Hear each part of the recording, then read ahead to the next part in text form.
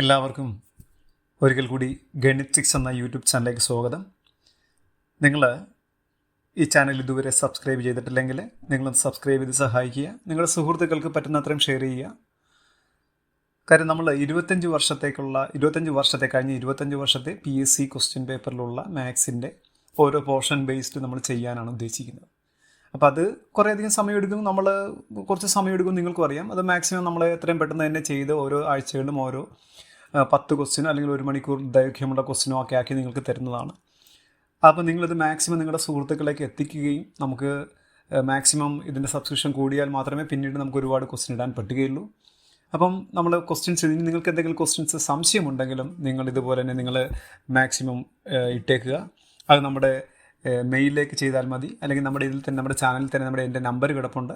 WhatsApp മാത്രമേ ഉള്ളൂ. അത് ചെയ്താലും നമുക്കത് ചെയ്ത് നിങ്ങൾക്ക് സോൾവ് ചെയ്തിട്ട് തരുന്നതായിരിക്കും. അപ്പോൾ മാക്സിമം നിങ്ങളതൊന്ന് ഷെയർ ചെയ്ത് സഹായിക്കുക, സബ്സ്ക്രൈബ് ചെയ്യുക. പറ്റുമെങ്കിൽ ലൈക്ക് ബട്ടൺ നിങ്ങൾക്ക് ഇഷ്ടപ്പെട്ടാൽ ലൈക്ക് ചെയ്യുക, കമൻറ്റ് ചെയ്യുക. നിങ്ങൾക്ക് ഏതെങ്കിലും ചില ക്വസ്റ്റിൻ്റെ ആൻസർ ഇങ്ങനെ വരുമോ എന്നൊക്കെ കമൻറ്റ് ചെയ്യണമെങ്കിൽ കമൻറ്റ് ചെയ്യാം. അപ്പോൾ നമുക്ക് നമ്മുടെ ക്വസ്റ്റിലേക്ക് തുടങ്ങാം. ചോദ്യം വായിക്കുക. ഒരു സമചതുരത്തിൻ്റെ പരപ്പളവ് 289 ചതുരശ്ര മീറ്റർ ആയാൽ ഒരു വശം എത്ര? ഇവിടെ പറഞ്ഞിരിക്കുന്ന കാര്യം ഒരു സമചതുരം എന്നാണ്. അപ്പം ഞാനൊരു സമചതുരം വരക്കുകയാണ്. എല്ലാ വശങ്ങളും തുല്യമാണ്. A എന്നാണ് എല്ലാ വശങ്ങളും. അപ്പോൾ എല്ലാ വശവും A ആണെങ്കിൽ സമചതുരത്തിൻ്റെ പരപ്പളവിൻ്റെ ഇക്വേഷനാണ് A². പരപ്പളവ് എന്ന് വെച്ചാൽ വിസ്തീർണം, ഏരിയ, അതാണ് A². ആ A² ആണ് നമുക്ക് തന്നിരിക്കുന്നത് എത്ര? 289 എന്ന് തന്നിരിക്കുന്നത്. അപ്പോൾ A കണ്ടുപിടിക്കാൻ എന്ത് ചെയ്യണം? ഒരു വശമാണ് A കണ്ടുപിടിക്കാൻ എന്ത് ചെയ്യണം? 289ൻ്റെ റൂട്ട് എടുത്താൽ മതി. Square root of 289. 289ൻ്റെ വർഗ്ഗമൂലം എത്രയാണ്? 17 × 17 ആണ് 289. അപ്പോൾ 289ൻ്റെ വർഗ്ഗമൂലം എന്ന് വെച്ചാൽ എന്ത് വരണം? 17. അപ്പോൾ നമ്മുടെ ആൻസർ അവിടെ കിടപ്പുണ്ട്. നമ്മുടെ ആൻസർ എത്ര? C ഓപ്ഷനിൽ കിടപ്പുണ്ട്. 17 മീറ്റർ എന്ന് കിടപ്പുണ്ട്.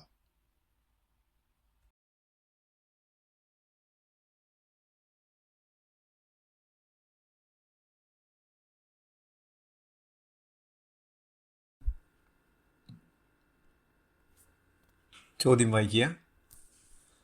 3.5 മീറ്റർ നീളമുള്ള കമ്പി 2ആയി മുറിച്ച് ഒരു കഷ്ണം വളച്ച് ഒരു സമചതുരവും മറു കഷ്ണം വളച്ചൊരു സമഭുജ ത്രികോണം ഉണ്ടാകണം.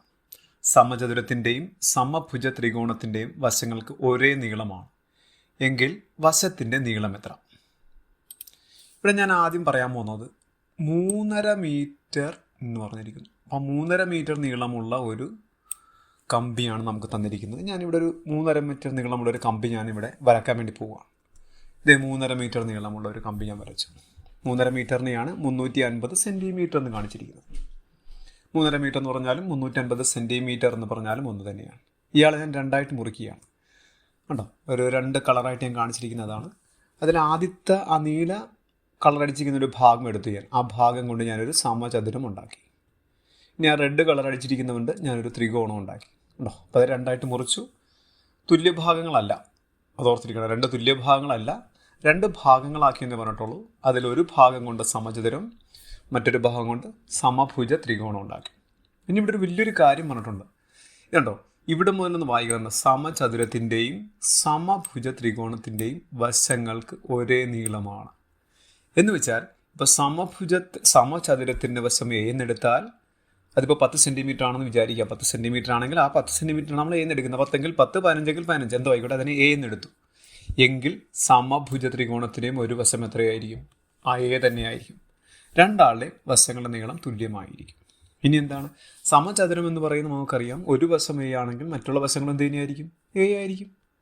സമഭുജ ത്രികോണം അങ്ങനെ തന്നെയാണ്, എല്ലാ വശങ്ങളും തുല്യമാണ്. അപ്പോൾ ഒരു വശം A കിട്ടുകൊണ്ട് ഇവിടെ എന്ത് തന്നെയായിരിക്കും? A ആയിരിക്കും. ഉണ്ടോ? അപ്പോൾ ഈ സമചതുരം നമുക്ക് നോക്കാം. സമചതുരത്തിലേക്ക് നോക്കിയാൽ, ഈ സമചതുരത്തിലേക്ക് നോക്കിക്കഴിഞ്ഞാൽ സമചതുരത്തിന് ഈ 4A ഉണ്ടല്ലേ. അപ്പോൾ അതിൻ്റെ ചുറ്റളവെന്ന് വെച്ചാൽ എത്രയായിരിക്കും? 4A എന്ന് വെച്ചാൽ അർത്ഥം എന്താണ്? നമ്മൾ ഇവിടുന്ന് ഇവിടം വരെ എടുത്തിരിക്കുന്ന നീളമാണ് എത്ര? 4A. ഉണ്ടോ? അതുമല്ല, സമഭുജ ത്രികോണം എന്ന് പറഞ്ഞാൽ ഇയാൾക്ക് എന്താ പ്രത്യേകത? ഇയാൾക്ക് അയാളുടെ ചുറ്റളവ് എത്രയാണ്? 3A എന്ന് വെച്ചാൽ ഇവിടുന്ന് ഇവിടം വരെയുള്ള നീളത്തിൻ്റെ പേരെന്താണ്? 3A. ഉണ്ടോ? ഇനി നമുക്കറിയാം. അപ്പോൾ നമുക്കിനി മനസ്സിലായി, ഈ 4Aയും 3Aയും കൂടെ ചേരുന്നതാണ് എത്ര? 350.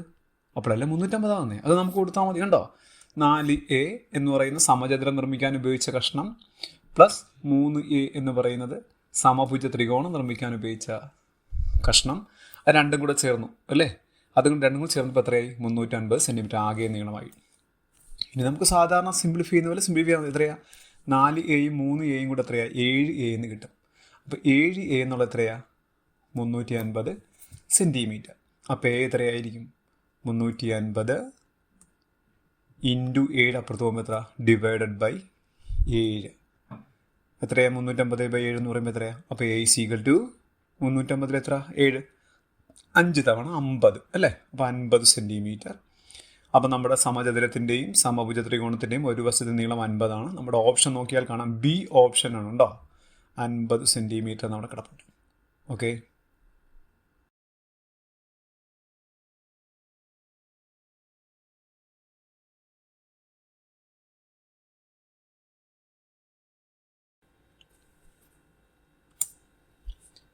ചോദ്യം വായിക്കുക. ഒരു ചതുർഭുജത്തിലെ കോണുകൾ 1:2:3:4 ആയാൽ വലിയ കോൺ എത്ര? ഇവിടെ നമുക്ക് ആദ്യം ഒരു ചതുർഭുജം എന്ന് പറഞ്ഞിരിക്കുന്നു അല്ലേ. അപ്പം ഞാൻ ചതുർഭുജം എന്താണെന്ന് വെച്ചാൽ 4 വശമുള്ള ഏതൊരു രൂപത്തിനെയും നമുക്ക് കോമൺ ആയിട്ട് വിളിക്കുന്നതാണ് ക്വാഡ്രിലാറ്ററൽ അഥവാ ചതുർഭുജം. ഞാൻ വെറുതെ ഒരു ചതുർഭുജം വരച്ചു. അപ്പോൾ ഈ 4 വശമുള്ള ആളുകളുടെ ആന്തര കോണുകളുടെ തുക എന്ന് പറഞ്ഞാൽ എത്രയാണ്? ഇപ്പോൾ ഒരു ചതുർഭുജത്തിലെ ആന്തര കോണുകൾ തുക 360 ഡിഗ്രി എന്ന് വെച്ചാൽ ഇവിടെയുള്ള 4 കോണുണ്ട്. ഈ 1 ഇത് ഉണ്ടോ, ഇവിടെ 1 2 പിന്നെ ഇതൊന്ന് 3 ഇതൊന്ന് 4. ഈ 4 കോണുകൾ കൂട്ടിയാൽ നമുക്ക് 360 ഡിഗ്രി കിട്ടും. ആ 4 കോണുകളുടെ അംശബന്ധമാണ് നമുക്ക് തന്നിരിക്കുന്നത് ഇത്. അപ്പോൾ ഞാൻ ആ അംശബന്ധം എഴുതിയിട്ട് 1:2:3:4 ഇങ്ങനെ കോണുകളുടെ അംശബന്ധം തന്നിട്ട് തുകയും കൂടെ തന്നു കഴിഞ്ഞാൽ നമുക്ക് എളുപ്പത്തിൽ കണ്ടുപിടിക്കാം. നമ്മൾ ആദ്യം ആന്തര കോണുകളുടെ തുക എന്ന് പറഞ്ഞാൽ 360 നമുക്കറിയാം. ആ 360 നമുക്ക് അങ്ങോട്ട് എഴുതിയിടുക. ഡിവൈഡഡ് ബൈ ഇവിടെ തുക എന്ന് പറഞ്ഞിരിക്കുന്നുണ്ടോ, തുക, ഇവയുടെ തുകയാണ് എത്ര? 360. അപ്പം നമ്മൾ ഈ അംശബന്ധങ്ങളുടെ തുക കണ്ടുപിടിക്കുക എന്ന് വെച്ചാൽ 1 + 2 + 3 + 4 ഇതെല്ലാം കൂടെ കൂട്ടുമ്പോൾ എത്ര കിട്ടാം? 10 എന്ന് കിട്ടാം. ആ 10 നമ്മൾ ഡിനോമിനേറ്റർ കാണിക്കുന്നത് ഉണ്ടോ. അപ്പോൾ 360 എഴുതണം. ഡിവൈഡ് ബൈ 10 വന്നിരിക്കുന്നത് ഇവയുടെ തുക. ഈ 1 2 3 4 കൂടെ കൂട്ടിയപ്പോൾ 10 കിട്ടി ഉണ്ടോ. ഇനി 360/10 എത്രയാണ്? 0 0 വെട്ടിക്കളഞ്ഞാൽ മതി, 36 കിട്ടും. ആ 36 എടുക്കുക. നമുക്കിനി ഏത് കോണാണ് വേണ്ടത്? വലിയ കോൺ എന്ന് പറഞ്ഞിരിക്കുന്നു അല്ലേ. വലിയ കോൺ എന്ന് വെച്ചാൽ വലിയ സംഖ്യ ഉണ്ടോ. അപ്പോൾ ഇവിടെ 4 വലിയ സംഖ്യ ഉണ്ടോ. ആ 4 എടുക്കുക. 4 ഞാൻ ഇങ്ങെടുത്തു, 4 കൊണ്ട് ഗുണിക്കുക. 36 × 4 എത്രയാണ്? 144 എന്നാണ്. ഇപ്പോൾ ഇവിടെ നമ്മുടെ ഓപ്ഷൻ കിടപ്പുണ്ടല്ലോ, ബി എന്ന് പറയുന്ന ഓപ്ഷനാണ് കേട്ടോ, 144.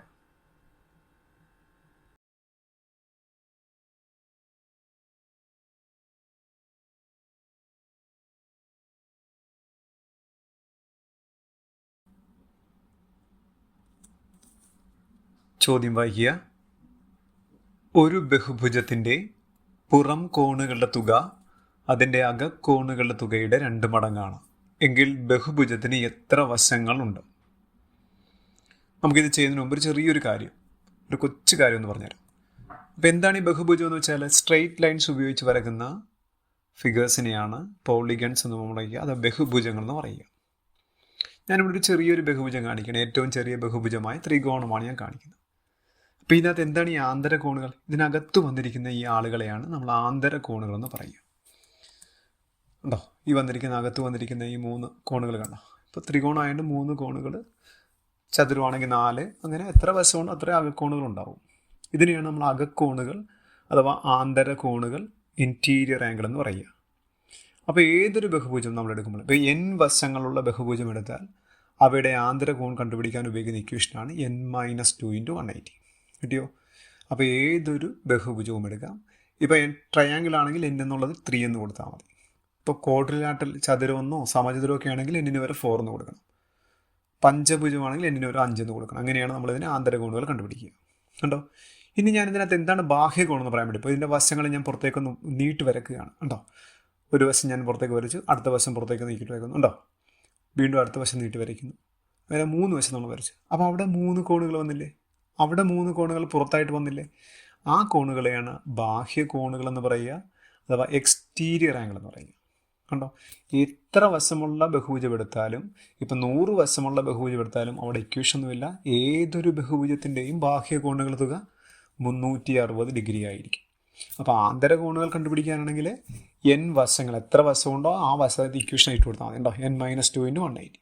ബാഹ്യകോണുകൾ നമുക്ക് നോക്കേണ്ട കാര്യമില്ല, എത്ര വശമുണ്ടോ നോക്കേണ്ട കാര്യമില്ല, എപ്പോഴും 360 ആയിരിക്കും. ഈ രണ്ട് കാര്യം പറഞ്ഞാൽ നമുക്ക് ക്വസ്റ്റ്യൻ പെട്ടെന്ന് ചെയ്യാം. ഇനി നമ്മുടെ ക്വസ്റ്റ്യനിലോട്ട് വരാം. ഇത് നമ്മുടെ ക്വസ്റ്റ്യൻ നോക്കി, ഒരു ബഹുഭുജത്തിൻ്റെ പുറം കോണുകളുടെ തുക അതിൻ്റെ അകക്കോണുകളുടെ തുകയുടെ 2 മടങ്ങാണ്. ഞാൻ ആ ക്വസ്റ്റ്യൻ ഒന്ന് വായിക്കുകയാണ്. നിങ്ങളടുത്ത് പറയുന്നത് ബഹുഭുജത്തിൻ്റെ പോളിഗണാണ്. ആദ്യം പറയുന്നത് പുറം കോണുകളുടെ തുക. നമ്മളിപ്പോൾ പഠിച്ചു ബാഹ്യ കോണുകളുടെ തുക എത്ര ഡിഗ്രിയാണ്? അപ്പോൾ 360. ആ 360 എന്നുള്ള എന്താണ്? അതിൻ്റെ അകക്കോണുകളുടെ തുകയുടെ അകക്കോണുകളുടെ തുക എത്രയാണ്? n-2 × 180. അതിൻ്റെ 2 മടങ്ങാണ്. എന്ന് വെച്ചാൽ അതിനെ 2 വെച്ച് ഗുണിക്കണം. 2 × n-2 × 180. കണ്ടോ?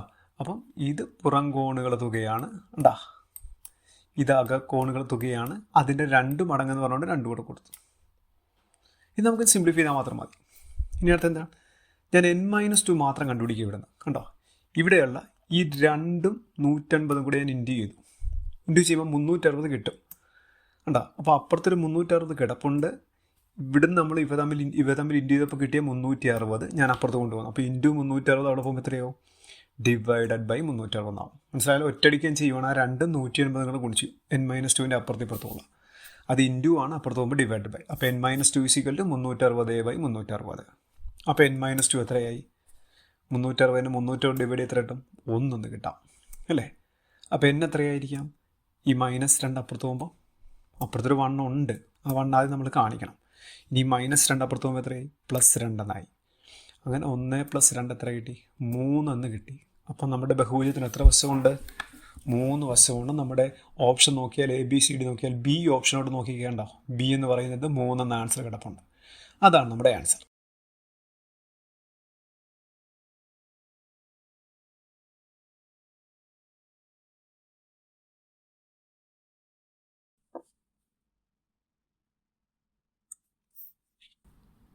ചോദ്യം വായിക്കുക. ഏത് സമചതുരത്തിലും വശത്തിൻ്റെ നീളവും ചുറ്റളവും തമ്മിലുള്ള അംശബന്ധം അഥവാ അനുപാതം എത്ര?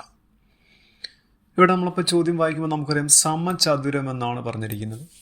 അപ്പം ഞാനൊരു സമചതുരം വരച്ചിടുകയാണ്. എന്താ സമചതുരത്തിൻ്റെ പ്രത്യേകത? 4 വശങ്ങളും തുല്യമായിരിക്കും. ഇപ്പോൾ ഒരു വശം A ആണെങ്കിൽ 4 വശം എത്രയായിരിക്കും? A എന്നായിരിക്കും. അപ്പം ഈ A എന്ന് പറയുന്ന ആൾ, നീളം എന്ന് പറയുന്ന ആളാണ് ഒരു വശം. വശമെന്ന് വെച്ചാലും നീളമെന്ന് വെച്ചാലും ഒന്ന് തന്നെ. നമ്മളിവിടെ A എന്നാണ് സൂചിപ്പിച്ചിരിക്കുന്നത്. ഇനി എന്താണ് സമചതുരത്തിൻ്റെ ചുറ്റളവ്? ചുറ്റളവ് എന്ന് വെച്ചാൽ എത്രയാണ്? ഇവിടെ നിങ്ങൾക്കറിയാം കണ്ടോ, A1 2 3 4. അപ്പം 4 പ്രാവശ്യം A വരുമ്പോൾ എത്രയായി? 4A. ഇത്രയേ ഉള്ളൂ. കണ്ടോ? അപ്പോൾ ചുറ്റളവും നീളമൊക്കെ നമുക്ക് കിട്ടിയിട്ടുണ്ട്. ഇനി നമുക്ക് വേണ്ടത് ഇവിടെ പറയുന്ന ഓർഡർ ശ്രദ്ധിക്കണം. നീളവും ചുറ്റളവും എന്നാണ്. അപ്പോൾ ആദ്യം വരേണ്ടത് നീളമാണ്. കണ്ടോ, നീളം. രണ്ടാമതാണ് ചുറ്റളവ്.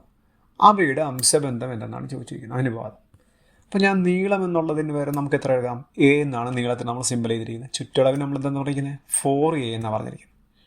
നമുക്ക് ഇയാളെ ഒന്ന് സിംപ്ലിഫൈ ചെയ്യാം. 2 സ്ഥലത്തും A വെട്ടിക്കളയാം. ആദ്യം A വെട്ടുമ്പോൾ ഓർക്കേണ്ട കാര്യം ഒന്നുമില്ലെന്നല്ല പറയണത്, വെറുതെ A കാണിച്ചാൽ 1A എന്നാണ്. അപ്പോൾ അവിടെ മിച്ചം എത്ര ഉണ്ടാവും? 1 എന്ന് മിച്ചമുണ്ട്. 4Aയിൽ A വെട്ടിക്കളഞ്ഞാൽ പിന്നെ നമുക്കവിടെ 4 ഓൾറെഡി ഉണ്ട്. ഇനി ആ സംഖ്യകൾ താഴത്തോട്ട് ഇരിക്കുക. 1:4 എന്നാണ് നമ്മുടെ ആൻസർ. നമ്മുടെ ഓപ്ഷൻ നോക്കിയാൽ D എന്ന് പറയുന്ന ആളുണ്ട്. 1:4. തിരിഞ്ഞു പോകരുത്. തിരിഞ്ഞു പോയാൽ തിരിഞ്ഞു പോയി കഴിഞ്ഞാൽ 4:1 എന്നൊക്കെ കിട്ടും ചിലപ്പോൾ. ഉണ്ടോ? അപ്പം ആദ്യം നീളമാണ്, രണ്ടാമതാണ് ചുറ്റളവ്. അപ്പം നമ്മുടെ ആൻസർ D ആണ്, 1:4.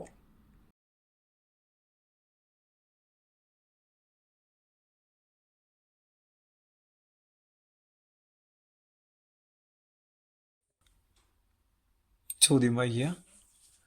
ഒരു വാട്ടർ ടാങ്കിൽ 10.5 ലിറ്റർ വെള്ളം ഒഴിച്ചപ്പോൾ ആ ടാങ്കിൻ്റെ 3/4 ഭാഗം 3/4 ഭാഗം നിറഞ്ഞു. ആ ടാങ്ക് നിറയാൻ വേണ്ട വെള്ളത്തിൻ്റെ അളവ്. ഇവിടെ വെള്ളത്തിൻ്റെ അളവെന്ന് വെച്ചാൽ ആ ടാങ്കിലെ ആകെ കപ്പാസിറ്റി എന്നാണ്. ആകെ ആ ടാങ്കിൽ എത്ര ലിറ്റർ വെള്ളം കൊള്ളുമെന്നാണ് ചോദ്യം. അല്ലാണ്ട് ഇപ്പോൾ 10 ലിറ്റർ ഉണ്ട്, ഇനി എത്ര ലിറ്റർ കൂടെ വേണമെന്നല്ല ചോദിച്ചിരിക്കുന്നത്. ഇപ്പം അതിൽ 10 ലിറ്റർ ഉണ്ട് എങ്കിൽ അത് പൂർണ്ണമായിട്ടുള്ള അതിൻ്റെ കപ്പാസിറ്റി എത്ര കൊള്ളാം? ആകെ കാലിയായിട്ട് നിൽക്കുന്നൊരു ടാങ്ക്, അതിൻ്റെ അകത്ത് ഇപ്പം നമ്മൾ ആദ്യം ഒരു വെള്ളം ഒഴിക്കുകയാണ്. അങ്ങനെ വെള്ളം ഒഴിച്ച് വരുമ്പം എത്ര ലിറ്റർ വെള്ളം ഒഴിച്ചാൽ മൊത്തം നിറയും? അത്രയേ ഉള്ളൂ. ഫുൾ കപ്പാസിറ്റിയാണ് ചോദിച്ചിരിക്കുന്നത്. അപ്പം ഞാൻ ആദ്യം ഇവിടെ ഒരു വാട്ടർ ടാങ്കിനെ കാണിച്ചു തരാൻ വേണ്ടി പോവാണ്. ഒരു വാട്ടർ ടാങ്കിൻ്റെ ഒരു ഷേപ്പ് എന്താണ്, ചതുര സ്തംഭാകൃതിയിലുള്ള ഒരു ടാങ്കാണ് നമ്മൾ കാണിച്ചിരിക്കുന്നത്. അപ്പോൾ എങ്ങനത്തെ ടാങ്കായാലും കുഴപ്പമില്ല. ഇവിടെ അതൊന്നും പ്രശ്നം, ഞാൻ നിൽക്കുന്ന മനസ്സിലാൻ വേണ്ടി വേറെ തന്നെ കാണിച്ചാണ്. ഇവിടെ എന്താണ്, ഈ ടാങ്കിൽ നമ്മൾ പറയുന്നു ഇവിടുന്ന് മുഴുവനായിട്ട് ഇതിൻ്റെ മുഴുവനായിട്ടുള്ള വെള്ളത്തിൻ്റെ അളവ് എക്സ് ലിറ്റർ ആണെന്ന് വിചാരിക്കുക. അപ്പോൾ ആകെ എക്സ് ലിറ്റർ വെള്ളം കൊള്ളും. അതാണ് എക്സ് ആണ് അതിൻ്റെ കപ്പാസിറ്റി. അപ്പോൾ ആ എക്സിൻ്റെ ആകെ കപ്പാസിറ്റിയുടെ 1/4 ഭാഗം എന്ന് വെച്ചാൽ എക്സ് ഇൻറ്റു 3/4, ആകെ കപ്പാസിറ്റിയുടെ 1/4 ഭാഗം എന്ന് പറയുമ്പോൾ എത്ര ലിറ്ററാണ്? ഇതേ പറഞ്ഞിരിക്കുന്നുണ്ടോ, 10.5 ലിറ്റർ എന്ന് പറഞ്ഞിരിക്കുന്നു. അപ്പോൾ ഈ ടാങ്കിൻ്റെ 1/4 ഭാഗം മാത്രമേ ഒഴിച്ചുള്ളൂ. ആകെ എക്സ് കൊള്ളും, അതിൽ 1/4 ഭാഗം ഒഴിച്ചപ്പോൾ എത്ര ലിറ്ററായി? 10.5 ലിറ്ററായി. അപ്പോൾ നമുക്കൊന്ന് സിംപ്ലിഫൈ ചെയ്യാം. ആ എക്സും ഇൻറ്റു 3/4 അവിടെ നിൽക്കട്ടെ. ഈ 10.5 നമുക്ക് സിംപ്ലിഫൈ ചെയ്യാം. നമ്മളെങ്ങനെ ഇതിനെ മാറ്റിയിരിക്കുന്നത്? ഈ 2ഉം 10ഉം കൂടെ ഇൻറ്റു ചെയ്യും, 20, എന്നിട്ട് പ്ലസ് ആ മേളത്തെ 1. അപ്പം 21/2 അല്ലേ? നമുക്ക് മിക്സഡ് ഫ്രാക്ഷനാക്കാൻ പഠിച്ചിട്ടുണ്ട്. അപ്പോൾ എക്സ് ഇൻറ്റു 3/4 എന്ന് വെച്ചാൽ 21/2. അപ്പോൾ നമ്മളെങ്ങനെ എക്സ് കണ്ടുപിടിക്കും? നമ്മൾ അപ്പുറത്തുള്ള 21/2 കാണിക്കുക. ഇവിടെയുള്ള ഫ്രാക്ഷൻ അപ്പുറത്ത് പോകുമ്പോൾ തിരിഞ്ഞു വരണം അല്ലേ? 4/3 എന്നാവും. ആ 3യും 21 കൂടെ നമുക്ക് വെട്ടാമല്ലോ. 21 എത്ര പ്രാവശ്യമുണ്ട്? 3, 7 തവണയുണ്ട്. 2ഉം 4ഉം കൂടെ വെട്ടാം. 4 എത്ര പ്രാവശ്യമുണ്ട്? 2 തവണ. അങ്ങനെ 7 ഇൻറ്റു 2 എത്ര? 14 ലിറ്റർ വെള്ളം ആകെ കൊള്ളാൻ പറ്റും അതിനകത്ത്. അപ്പോൾ നമ്മുടെ ഓപ്ഷൻ ബി കിടപ്പുണ്ട് കണ്ടോ, 14 ലിറ്റർ എന്ന് കിടപ്പുണ്ട്. അതാണ് നമ്മുടെ ആൻസർ.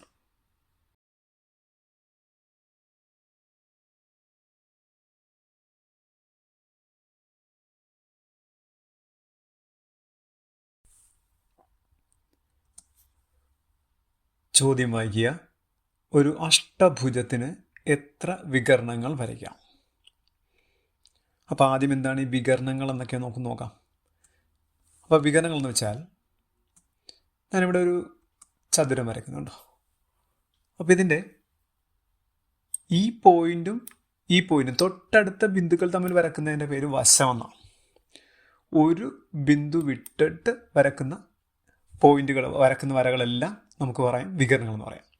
അപ്പം ഈ പോയിന്റിൽ നിന്ന് വരക്കുന്നുണ്ട്, ഈ പോയിന്റ് നമുക്ക് ഇങ്ങോട്ടാണ് നമ്മൾ വരക്കുന്നത് ഉണ്ടോ, തൊട്ടടുത്ത് വരക്കുന്നത്. അങ്ങനെ ഒരു പോയിന്റെങ്കിലും വിട്ട് 2 പോയിന്റുകൾ തമ്മിൽ വരയ്ക്കുന്ന നേർരേഖയുടെ പേരാണ് വികരണം. തൊട്ടടുത്ത പോയിന്റ് ആകരുത് മാത്രമേ ഉള്ളൂ. ഇതുപോലെ കണ്ടോ, പഞ്ചഭുജത്തിലൊക്കെ വരച്ചിരിക്കുന്നുണ്ടോ, ഈ പോയിന്റ് നമ്മൾ ഇങ്ങോട്ടാണ് തൊട്ടടുത്ത് നല്ല വരച്ചിട്ടുണ്ടോ, ഒരു പോയിന്റെങ്കിലും വിട്ടിട്ട് വേണം വരയ്ക്കാൻ. അപ്പം അങ്ങനെ വരക്കുന്ന ആളുകളെയാണ് വികരണങ്ങൾ എന്ന് പറയുക. ഇനി എങ്ങനെ നമുക്ക് വികരണങ്ങൾ കണ്ടുപിടിക്കാൻ പറ്റും? നമ്മൾ പറയുന്നു n വശങ്ങളുള്ള ഒരു ബഹുഭുജത്തിൻ്റെ ആകെ വികരണങ്ങളുടെ എണ്ണം എന്ന് വെച്ചാൽ n ഇൻറ്റു n-3/2. ഇവിടെ ഇപ്പം ചതുരമാണെങ്കിൽ നമുക്കിവിടെ n-ന് വരെ 4 കൊടുക്കാം കേട്ടോ. ഇത് 5 വശമുണ്ട്, അപ്പോൾ n-ന് വരെ 5 കൊടുക്കാം കണ്ടോ. അപ്പം അങ്ങനെ n-ന് വരെ വില കൊടുത്താൽ മാത്രം മതി.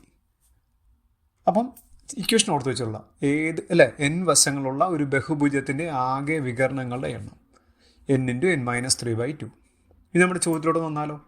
നമ്മുടെ ചോദ്യം നോക്കി, ഒരു അഷ്ടഭുജത്തിന് എത്ര വികരണങ്ങൾ വരയ്ക്കാം? നമ്മളിപ്പോൾ പഠിച്ചൊരു കാര്യം എന്തായിരുന്നു, ഒരു n വശങ്ങളുള്ള ഒരു ബഹുഭുജത്തിൻ്റെ ആകെ വികരണങ്ങളുടെ എണ്ണം n ഇൻറ്റു n-3/2 എന്ന് പഠിച്ചു. ഇനി ഈ അഷ്ടഭുജം എന്ന് പറഞ്ഞാൽ എത്ര വികരണങ്ങളുണ്ട്, എത്ര വശമുണ്ട് അഷ്ടഭുജത്തിന്? അഷ്ടഭുജം എന്ന് വെച്ചാൽ 8 വശമുള്ള രൂപങ്ങളെയാണ് അഷ്ടഭുജം എന്ന് പറയുക. അപ്പോൾ n-ന് വരെ 8 എന്ന് കൊടുത്താൽ മതി. നമ്മുടെ ഇക്വേഷൻ കണ്ടോ, ഇവിടെയും 8 എന്ന് കൊടുക്കണം, ഇവിടെയും 8 എന്ന് കൊടുക്കണം ഉണ്ടോ. ഇതേ 8 എന്ന് കൊടുക്കും, നോക്കിക്കേ, 8 ഇൻറ്റു 8-3/2. ഇനി നമ്മൾ സിംപ്ലിഫൈ ചെയ്താൽ മതി. ആദ്യത്തെ 8 അങ്ങനെ തന്നെ ഇടാം ഉണ്ടോ. ഈ 8 അങ്ങനെ തന്നെ നമുക്ക് കാണിക്കാം. 8ൽ നിന്ന് 3 പോയാൽ എത്ര കിട്ടും? 5 കിട്ടും. അപ്പോൾ നമുക്ക് ആൻസർ എത്ര? 8 ഇൻറ്റു 5/2. നമുക്ക് ആ 2 8ഉം കൂടെ അങ്ങ് വെട്ടിക്കളയാം. 8ൽ എത്ര വശമുണ്ട്? 4 തവണയുണ്ട്. അങ്ങനെ 4 ഇൻറ്റു 5 20 എന്ന് വെച്ചാൽ ഒരു അഷ്ടഭുജത്തിൽ 20 വികരണങ്ങൾ വരയ്ക്കാം. നമ്മുടെ ഓപ്ഷൻ നോക്കിക്കേ, സി എന്ന് പറയുന്ന ഓപ്ഷനാണ് നമ്മുടെ ഓപ്ഷൻ ഉണ്ടോ, 20 എന്ന് പറയുന്ന ആൻസർ. ഓക്കെ.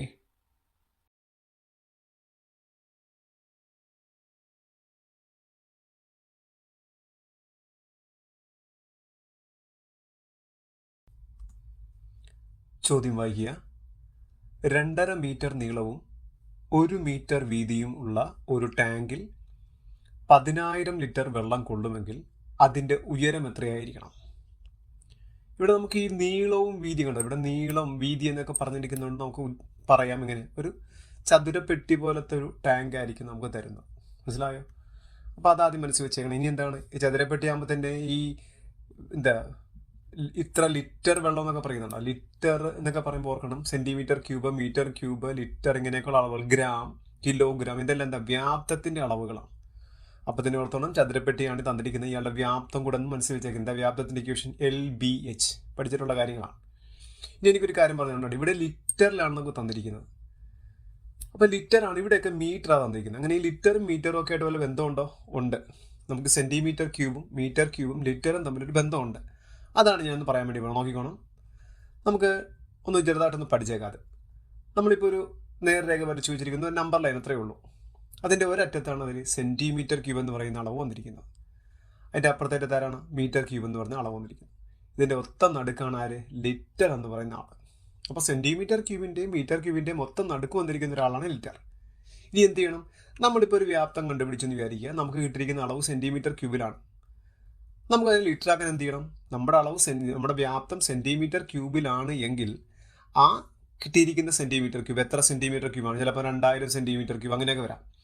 എന്താണോ അത് അതിനെ 1000 കൊണ്ട് ഹരിച്ചാൽ ആ കിട്ടുന്ന ആൻസർ എന്തല്ലായിരിക്കും?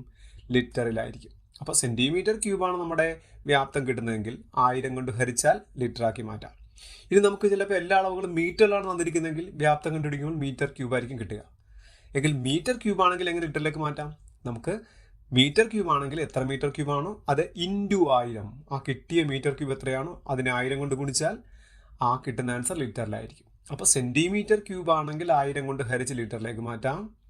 മീറ്റർ ക്യൂബ് ആണെങ്കിൽ 1000 കൊണ്ട് ഗുണിച്ച് ലിറ്ററിലേക്ക് മാറ്റാം. തിരിച്ചും കൂടെ പഠിക്കണം കേട്ടോ. ഇത് നോക്കിക്കോ, ഇപ്പം പഠിക്കുന്നെങ്കിൽ ആദ്യം നമ്മൾ പഠിച്ചെന്താ? സെന്റിമീറ്റർ ക്യൂബ് ആണെങ്കിൽ 1000 കൊണ്ട് ഹരിച്ചാൽ ലിറ്റർ ആകും.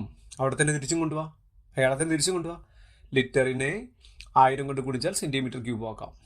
അവർ തമ്മിൽ അങ്ങോട്ടും ഇങ്ങോട്ടും മാറ്റി പറഞ്ഞിട്ടുണ്ട്. അതുപോലെ അടുത്ത് പറഞ്ഞ് മീറ്റർ ക്യൂബ് ആണെങ്കിൽ എന്ത് ചെയ്യണം? 1000 കൊണ്ട് ഗുണിച്ചാൽ ലിറ്റർ ആക്കാം. അതാണ് നമ്മളിവിടെ ഉപയോഗിക്കാൻ വേണ്ടി പോകുന്നത്. ആ മീറ്റർ ക്യൂബിൻ്റെ അടുത്ത് പറയാൻ വേണ്ടുന്നത് ഉപയോഗിക്കാം. ലിറ്റർ ബൈ 1000 എന്ന് വെച്ചാൽ എന്താണ്? മീറ്റർ ക്യൂബാണ്. ഇതാണ് നമ്മുടെ ഇക്വേഷൻ. നമ്മളിപ്പോൾ ഉപയോഗിക്കാൻ പോകുന്ന ഇക്വേഷൻ ഏറ്റവും അവസാനം എഴുതിയിരിക്കുന്നത്. ലിറ്റർ ആണ്. നമുക്ക് മീറ്റർ ക്യൂബിലേക്കാണ് എന്ത് ചെയ്യണം? 1000 കൊണ്ട് ഹരിക്കണം. ഇതാണ് നമ്മളിപ്പോൾ ഈ നമ്മുടെ ക്വസ്റ്റിനകത്ത് നമ്മൾ ഉപയോഗിക്കാൻ പോകുന്ന ഇക്വേഷൻ ഇതാണ്. കണ്ടോ? നോക്കാം, നമുക്ക് നമ്മുടെ ക്വസ്റ്റിനിലേക്ക് ഒന്നുകൂടെ വരാം. 2.5 മീറ്റർ നീളവും 1 മീറ്റർ വീതിയുമുള്ള ഒരു ടാങ്കിൽ 10000 ലിറ്റർ വെള്ളം കൊള്ളും. ഉണ്ടോ? അപ്പം ഞാൻ എന്ത് ചെയ്തു? വ്യാപ്തം എഴുതി വെച്ചു. ലിറ്റർ എന്നൊക്കെ കണ്ടപ്പോൾ എനിക്ക് മനസ്സിലായി വ്യാപ്തമാണ് 10000 ലിറ്റർ എന്നാണ് തന്നിരിക്കുന്നത്. ഇനി എന്താണ് ഇവിടെയൊക്കെ കണ്ടത്? ഇതൊക്കെ മീറ്ററിലാണ് തന്നിരിക്കുന്നത്. അപ്പോൾ നമുക്ക് ഈ ലിറ്ററിനെ എങ്ങോട്ട് മാറ്റണം? മീറ്ററിലേക്ക് മാറ്റണം. എന്ന് വെച്ചാൽ മീറ്റർ ക്യൂബിലേക്ക് മാറ്റണം. എന്ത് ചെയ്യണം? ഇപ്പോൾ പഠിച്ചില്ലേ ഉള്ളൂ. നമുക്ക് എത്രയാണോ തന്നിരിക്കുന്നത് ഡിവൈഡഡ് ബൈ 1000. കണ്ടോ? 10000 ലിറ്ററാണ്. ആ ലിറ്ററിനെ മീറ്റർ ക്യൂബ് ആക്കാൻ ബൈ 1000. 1000 എന്ന് വെച്ചാൽ 3 പൂജ്യം വെട്ടി കളഞ്ഞാൽ മതി. 10000 ഈ 3 പൂജ്യം വെട്ടി കളഞ്ഞാൽ മതി. മിച്ചം എത്രയുണ്ട്? 10 മീറ്റർ ക്യൂബ്. ഉണ്ട്. അപ്പോൾ ലിറ്റർ നമ്മൾ എങ്ങോട്ടാക്കി മാറ്റി? മീറ്റർ ക്യൂബ് ആക്കി. കാര്യം ഇവിടെയൊക്കെ മീറ്ററിലാണ് തന്നിരിക്കുന്നതേ. അപ്പോൾ നമുക്ക് മീറ്ററിലാക്കിയില്ലെങ്കിൽ ശരിയാവില്ല. അതുകൊണ്ടാണ് മീറ്റർ ക്യൂബിലാക്കി. ഇനി എന്താണ് ചെയ്യേണ്ടത്? ഇനി നമ്മുടെ വ്യാപ്തം എന്ന് പറഞ്ഞാൽ ഇക്വേഷൻ എന്താണ്? വ്യാപ്തം LBH എന്നാണ് ഇക്വേഷൻ. ഇവിടെ നോക്കിയ ചോദ്യം വായിച്ചാൽ നമ്മുടെ ചോദ്യത്തിൽ 2.5 മീറ്റർ നീളം. അപ്പോൾ L = 2.5 മീറ്റർ. ഉണ്ടോ? വീതി 1 metre. That is B = 1 metre. H നമുക്കില്ല, ഉയരമാണ്. കണ്ടോ? ഉയരം എത്രയായിരിക്കണം? അപ്പോൾ H അങ്ങനെ കിടക്കട്ടെ. H = H ആയിട്ട് കിടന്നോട്ടെ. ഇനി പറ, നമ്മൾ പറഞ്ഞിരിക്കുന്നു, നമ്മളിപ്പോൾ നേരത്തെ പറഞ്ഞു 10 ഉണ്ടോ? 10 മീറ്റർ ക്യൂബ്. നമ്മൾ ഈ കണ്ടുപിടിച്ച 10 മീറ്റർ ക്യൂബാണ് നമ്മുടെ വ്യാപ്തം. ഇനി എന്താണ് വ്യാപ്തത്തിൻ്റെ ഇക്വേഷൻ? നോക്കിക്കണ്ട, LBH എന്ന് വെച്ചാൽ ഈ അളവുകൾ 3 കൂടെ ഗുണിക്കുമ്പോൾ കിട്ടുന്നതാണ് വ്യാപ്തം, അല്ലേ? എന്ന് വെച്ചാൽ L എന്നുള്ളത്ര 2.5 into B എന്നുള്ളത്ര 1 into H എന്നുള്ളത്രയാ H തന്നെ. അങ്ങനെ ആ നീളവും വീതിയും ഉയരവും കൂടെ ഗുണിക്കുമ്പോഴാണ് നമുക്ക് ഈ 10 മീറ്റർ ക്യൂബ് എന്ന് പറയുന്നത് കിട്ടുന്നത്. 10 കാണിച്ചിട്ടുള്ളൂ, മീറ്റർ ക്യൂബാണെന്ന് മനസ്സിൽ വെച്ചേക്കുക. നമുക്കൊന്ന് സിംപ്ലിഫൈ ചെയ്യാം. ഉണ്ടോ? ഇതെങ്ങനെയാണ് ഇയാൾ എങ്ങനെയാണ് ഫ്രാക്ഷൻ ആക്കി മാറ്റുക? നമുക്ക് ഈ 2 കൂടെ ഗുണിക്കണം. 4 + 1 5. അപ്പോൾ 5/2 കിട്ടും. ഉണ്ടോ? പിന്നെ ഈ 1 വെച്ച് കൂടെ കുടിക്കുമ്പോൾ എത്ര കിട്ടുള്ളൂ? H എന്നേ കിട്ടുള്ളൂ. അപ്പോൾ 5/2 ഇൻറ്റു H, അതാണ് 10. നമുക്ക് എന്താ? H ആണ് കണ്ടുപിടിക്കേണ്ടത്. അതിനെന്ത് ചെയ്യണം? അപ്പുറത്തുള്ള 10 അങ്ങനെ തന്നെ കാണിക്കുക, ഇൻറ്റു കാണിക്കുക. ഈ 5/2 അപ്പുറത്ത് പോകുമ്പോൾ എന്താവും? തിരിഞ്ഞു വരത്തില്ലേ? 2/5 ആകത്തില്ലേ? ഞാൻ 2/5 എന്ന് എഴുതിയിട്ടുണ്ടോ? നമുക്ക് ആ 5നെയും 10നെയും കൂടെ വെട്ടാം. 10ൽ എത്ര ആശമുണ്ട്? 5 2 തവണയുണ്ട്. അപ്പം നമുക്കിവിടെ 2 എന്ന് പറയുന്ന ഒരാളും ഇൻറ്റു 2, അങ്ങനെ 2 ഇൻറ്റു 2 എത്ര കിട്ടി? H = 4 metre. കാര്യം ഇവിടെ മീറ്റർ ക്യൂബിലാണ് കിടക്കുന്നത്, അതുകൊണ്ട് മീറ്റർ, 4 മീറ്റർ. നമ്മുടെ ഓപ്ഷൻ നോക്കിക്കേ, ഒരെണ്ണത്തിൽ പോലും മീറ്റർ ഒന്നും കിടപ്പില്ല, പോരാണ്ട് 4 എന്നൊരു ആൻസർ കിടപ്പില്ല. അപ്പം നമുക്ക് മീറ്ററിനെ സെൻറ്റിമീറ്റർ ആക്കാം. എങ്ങനെ മീറ്ററിനെ സെൻറ്റിമീറ്റർ ആക്കാം? ഇൻറ്റു 100. അപ്പം 4 മീറ്റർ എന്ന് വെച്ചാൽ 4 ഇൻറ്റു 100 400 സെൻറ്റിമീറ്റർ. കണ്ടോ, അതിവിടെ കിടപ്പുണ്ടല്ലേ, 400. എ എന്ന് പറഞ്ഞ ഓപ്ഷൻ നോക്കിക്കേ, 400 സെൻറ്റിമീറ്റർ എന്നാണ്. അപ്പം നമ്മുടെ ഓപ്ഷൻ 400 സെൻറ്റിമീറ്റർ. എ ആണ് നമ്മുടെ ഓപ്ഷൻ.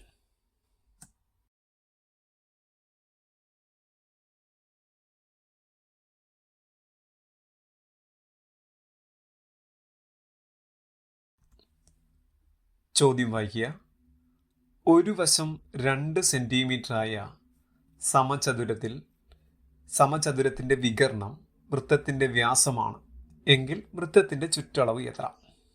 ആ ചോദ്യം നമ്മളൊന്ന് ശരിയായിട്ട് വായിച്ചാൽ തന്നെ നമുക്ക് കാര്യം കിട്ടും. ഇവിടെ 2 കാര്യമാണ്.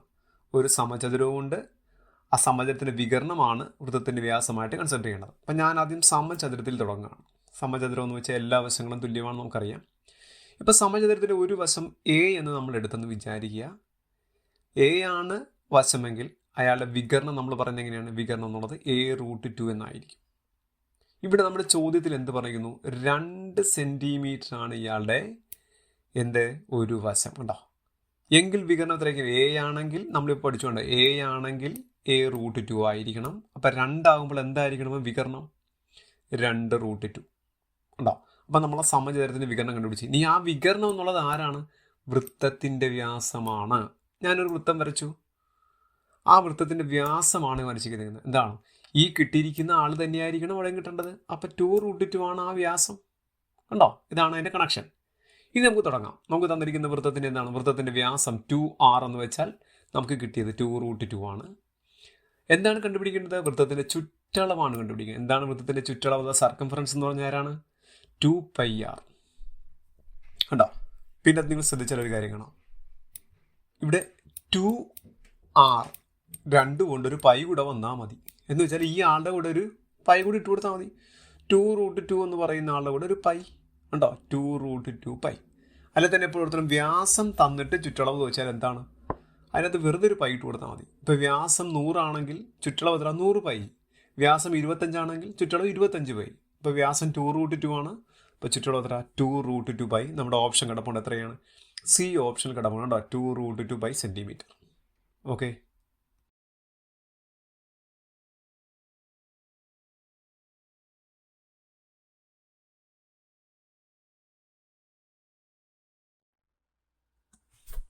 ചോദ്യം വായിക്കുക.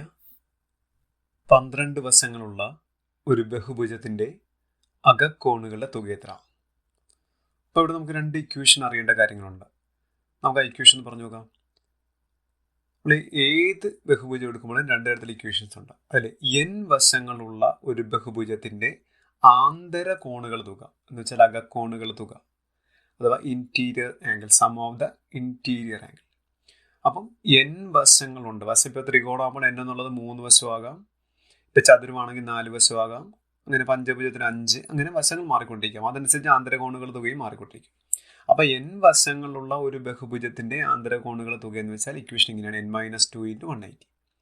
ഇപ്പം നമ്മൾ ത്രികോണമാണെങ്കിൽ n-ന് പകരം 3 ഇട്ട് കൊടുത്താൽ മതി. ഇപ്പം ചതുരമാണെങ്കിൽ n-ന് പകരം 4 ഇട്ട് കൊടുത്താൽ മതി. ഓക്കെ. അതുപോലെ ഏത് ബഹുഭുജം എടുത്താലും എത്ര വശങ്ങളുണ്ടായാലും അയാളുടെ ബാഹ്യ കോണുകൾ തുക, exterior angle, sum of the exterior angle എന്ന് വെച്ചാൽ 360 ഡിഗ്രി തന്നെയായിരിക്കും. അപ്പോൾ 2 ഇക്വേഷൻ പഠിക്കണം.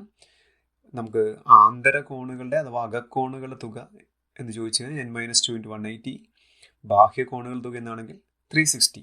ഈ 2 കാര്യങ്ങൾ ഓർത്തിരിക്കണം. ഇനി നമുക്ക് നമ്മുടെ ക്വസ്റ്റ്യനോടൊന്ന് വരാം. എന്താണ് നമ്മുടെ ക്വസ്റ്റ്യൻ? 12 വശങ്ങളുള്ള ഒരു ബഹുഭുജത്തിൻ്റെ അകക്കോണുകളുടെ തുക. നമുക്ക് നോക്കിയാൽ തന്നെ മനസ്സിലാവും, അകക്കോണുകൾ എന്ന് പറഞ്ഞാൽ ആന്തരകോണുകൾ. എങ്ങനെ ആന്തരകോണുകൾ തുക? n-2 × 180. ഇനി ഇവിടെ n എന്നുള്ള എത്രയാ? 12 വശങ്ങൾ എന്ന് പറഞ്ഞിരിക്കുന്നു. അപ്പോൾ n-ന് പകരം 12 കൊടുക്കണ്ടോ? ഈ n-ന് പകരം 12 കൊടുത്തിട്ടുണ്ട്, വേറെ ഒന്നും ചെയ്തിട്ടില്ല. കണ്ടോ, 12 എന്ന് കൊടുത്തു. ഇനി പറ 12 - 2 എന്ന് വെച്ചാൽ 10. 10 × 180 എത്രയാണ്? 1800. നമ്മുടെ സി ഓപ്ഷനോട് നോക്കിക്കേ. സി ഓപ്ഷൻ എത്രയാണ്? 1800 എന്നുണ്ട്.